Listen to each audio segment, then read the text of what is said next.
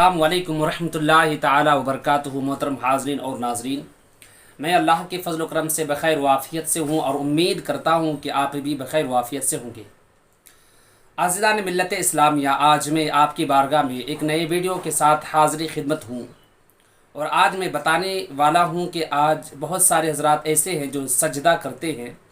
سجدہ کرنے کی صورت میں بہت سارے حضرات کو آپ نے دیکھا ہوگا، مسجدوں میں جب آپ جائیں گے تو آپ غور سے دیکھیں گے بہت سارے حضرات ایسے ہوں گے جو سجدہ کرتے وقت پیشانی جو ہے زمین پر تو لگ جاتی ہے، مگر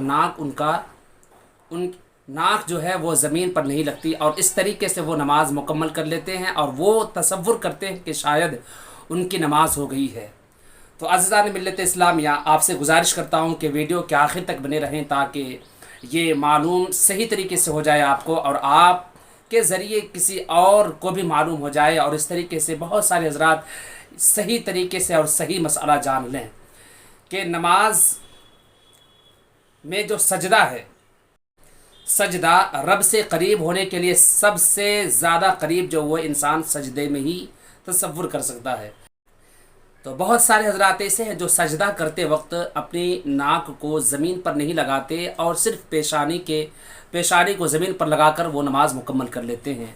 یاد رکھیں، زمین پر اپنی ناک کو لگانا، اور صرف لگانا ہی نہیں بلکہ اپنی ناک کو زمین پر اتنا دبانا کہ نرم ہڈی تک دب جائے، یہ بالکل ضروری ہے۔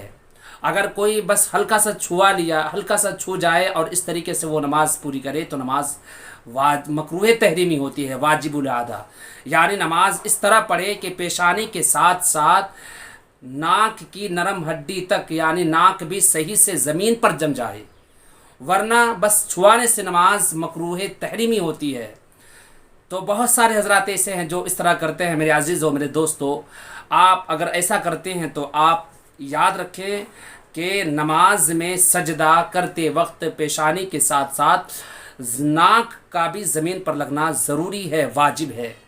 اور جو حضرات نہیں جانتے، آپ حضرات انہیں آپ کے ذریعے ان تک خبر یہ چلی جائے، ان تک یہ مسئلہ چلا جائے تو بہت بہتر ہوگا۔